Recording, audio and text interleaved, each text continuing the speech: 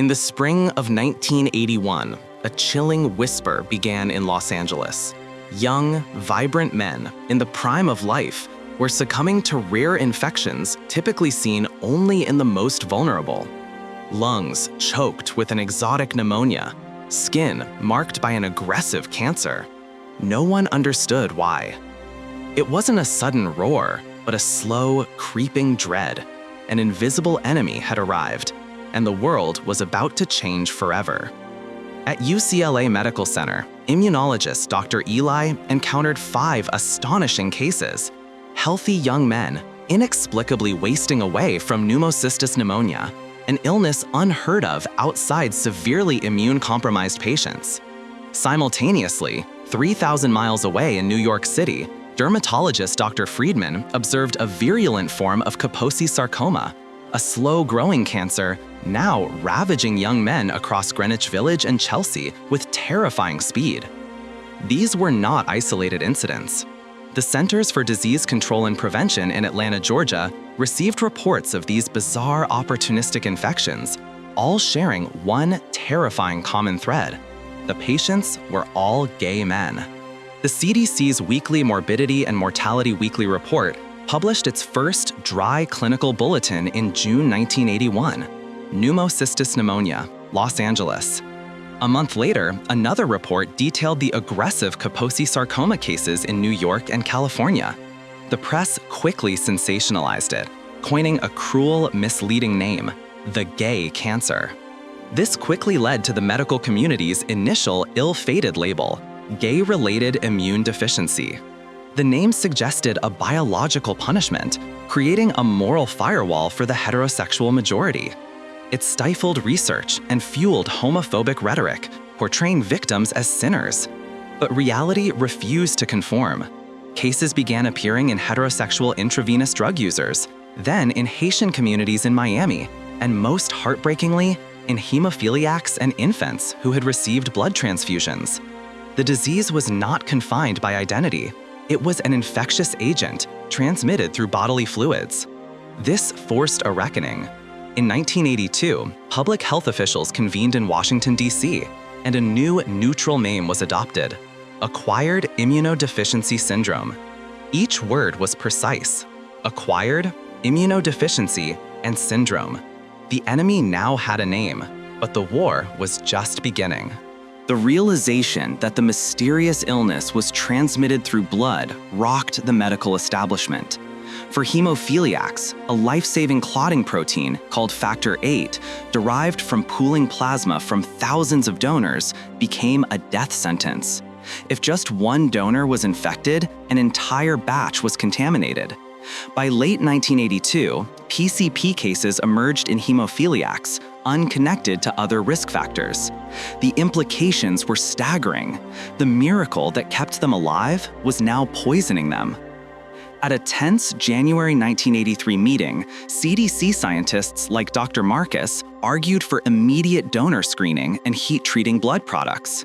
But the blood industry, a powerful consortium of pharmaceutical companies and blood banks, pushed back.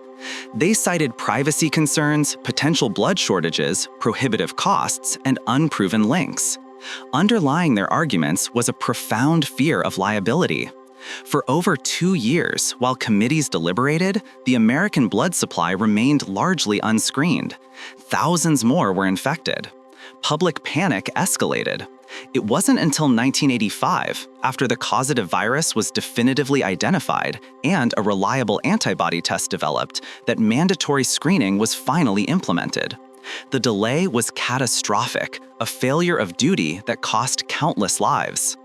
In 1983, in a quiet Paris laboratory, virologist Dr. Luc and his meticulous colleague Dr. Françoise isolated the culprit from a lymph node sample from patient X.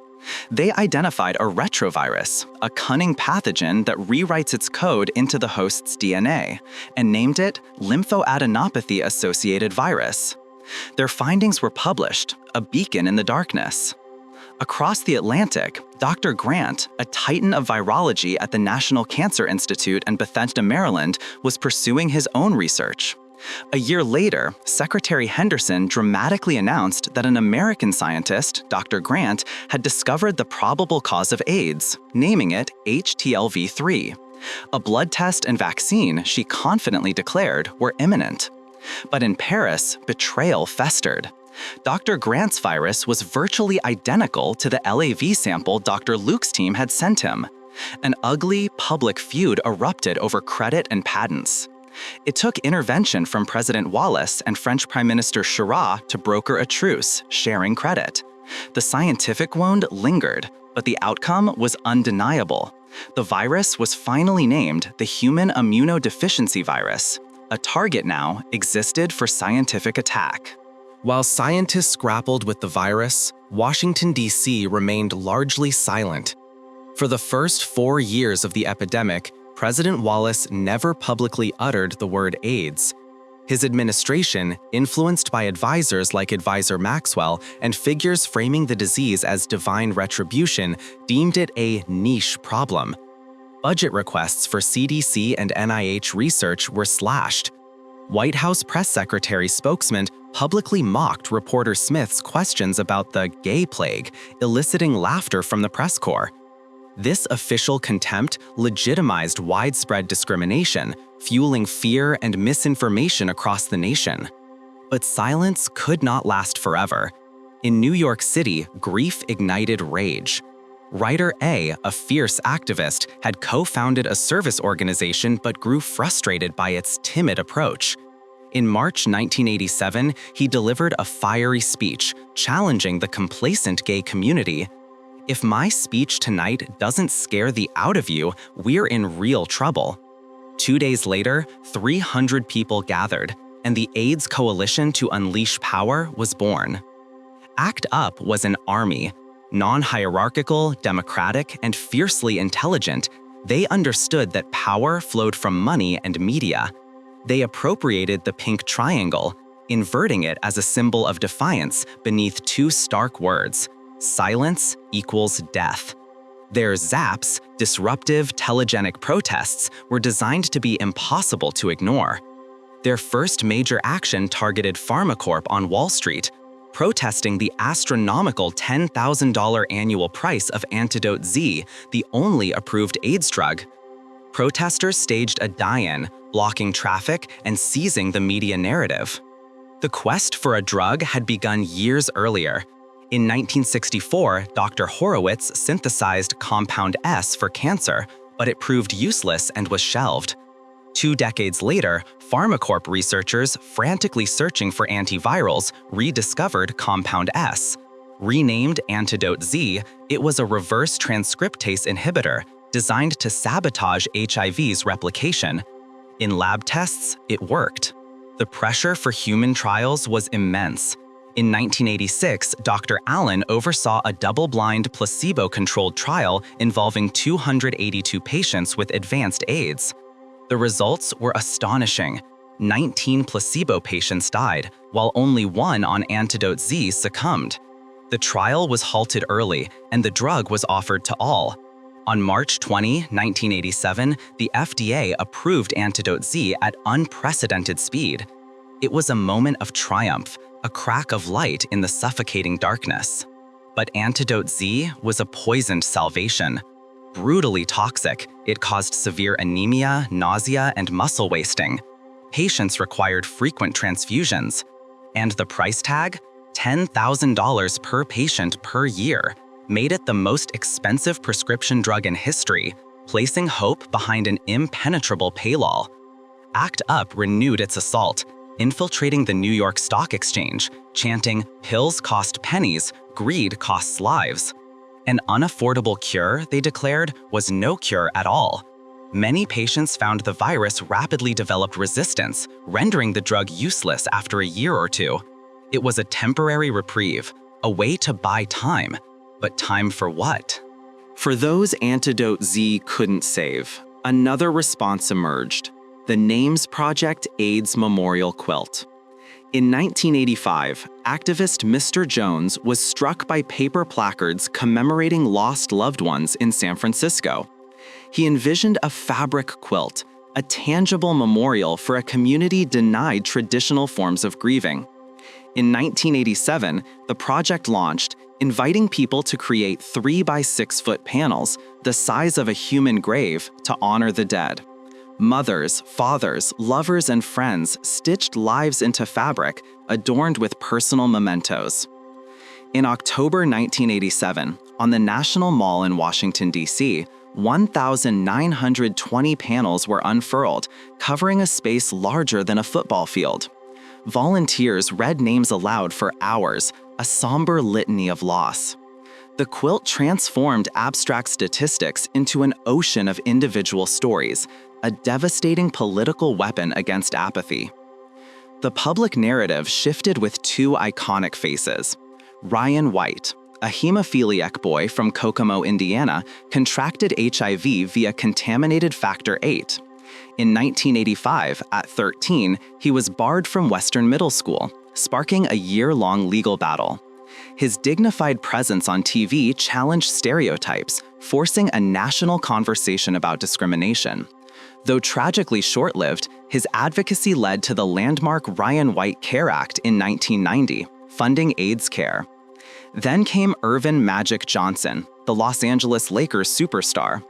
On November 7, 1991, his calm announcement of an HIV diagnosis sent shockwaves globally. A symbol of strength and success, a married heterosexual man, his truth vaporized the comfortable fiction that AIDS was confined to marginalized groups. Public health hotlines were swamped, testing centers overwhelmed. Magic Johnson became a powerful advocate, showing the world that a person with HIV could be vibrant, strong, and productive. Together, Ryan White and Magic Johnson decoupled the virus from identity, moving of AIDS out of the shadows and into the mainstream light. By the mid-1990s, the grim routine of loss continued. Monotherapies like Antidote Z offered brief reprieves before the virus mutated. Hope was scarce. But in July 1996, at the International AIDS Conference in Vancouver, everything changed. Researchers unveiled a new strategy, combination therapy, or highly active antiretroviral therapy. This cocktail of 2 or 3 drugs attacked the virus at different points in its life cycle, making it nearly impossible for HIV to develop resistance. The data was electric. Viral loads plummeted, T-cell counts rose. Patients on their deathbeds began to recover. It was dubbed the Lazarus effect. Between 1996 and 1997, AIDS-related deaths in the United States fell by 47%, the largest single-year drop for any major disease in modern history. AIDS transformed overnight from an acute terminal illness into a chronic, manageable condition. However, this miracle was largely confined to the wealthy nations of the global north. While champagne corks popped in Western clinics, a far larger conflagration raged unchecked in sub-Saharan Africa. The virus had spread silently, devastating communities. In countries like Botswana, life expectancy plummeted by decades. Poverty, crumbling infrastructure, and pervasive stigma crippled any response. In South Africa, President Maliki's official denialism, promoting ineffective remedies like beetroots, cost hundreds of thousands of lives. The developed world now lived with AIDS, but the developing world was still dying from it. The grotesque injustice of a postal code determining life or death sparked a new generation of activists. At the 2000 International AIDS Conference in Durban, South Africa, African activists from the Treatment Action Collective, led by Mr. Leader, demanded access. They challenged drug patents, arguing that in a public health emergency, the right to life superseded the right to profit. They pointed to India, where companies like Pharmagen produced cheap, generic versions of patented drugs. In a catastrophic public relations blunder, 39 major drug companies sued the South African government to prevent access to these generics. Global condemnation forced them to drop the case. Then, in 2001, Mr. Innovator of Pharmagen made a game-changing offer, a 3-in-1 combination pill for $1 a day. He demolished the industry's price arguments. The question was no longer affordability, but political will. The tide turned. The Global Fund to Fight AIDS, Tuberculosis, and Malaria was established in 2002. Then, in 2003, U.S. President Miller announced PEPFAR, a monumental $15 billion commitment, the largest single public health initiative for a specific disease in history. PEPFAR channeled funds directly to local organizations, building clinics, training workers, and distributing vast quantities of generic drugs. The Lazarus effect finally went global, interrupting the Great Dying. Meanwhile, a profound shift had occurred in medicine itself. ACTU's Treatment and Data Committee, self-taught scientific experts, had critiqued the glacial FDA approval process and unethical placebo trials. They proposed a parallel track system, allowing desperately ill patients access to experimental drugs. Dr. Allen, initially a target of their anger, began to listen. The FDA eventually implemented their proposals, broadening trial criteria and inviting patient advocates onto advisory panels. The patient was no longer a passive supplicant, but a partner, shaping the very science that sought to save them, a legacy that transformed medicine beyond AIDS. This re-engineered system produced another miracle: prevention. If antiretrovirals could stop infection after exposure, could they stop it before? This was the concept of pre-exposure prophylaxis. The Prevent HIV study, a global trial from 2007 to 2010, showed that a daily pill, biotech pharma's ShieldGuard, reduced HIV acquisition by a staggering 92% with consistent use. The FDA approved PrEP in 2012. Controversies arose, fears of complacency, shaming of users, cost barriers, but real-world data from cities like San Francisco showed new HIV infections plummeting. PrEP, combined with condoms and testing, became a powerful new tool. The ultimate prize, a cure, remains elusive. The Berlin patient, Mr. Tim, diagnosed with HIV in 1995 and then leukemia, received a radical stem cell transplant from a donor with a rare genetic mutation, making them naturally HIV resistant. In 2007, under Dr. Eva's care, Mr. Tim was cured, proving eradication was possible. Though too toxic for widespread use, his case paved the way for shock and kill strategies, gene therapy using CRISPR-Cas9, and the ongoing, challenging search for an HIV vaccine. Decades have passed since the first whispers in Los Angeles. Over 35 million people have died. Nearly 40 million live with HIV today. The scientific triumphs have not been distributed equally. The fight against AIDS revealed the terrifying speed of a global virus, the devastating cost of prejudice, and the extraordinary power of a community that, faced with extinction, fought back with rage, love, and science. The final chapter is unwritten, but humanity's resilience endures.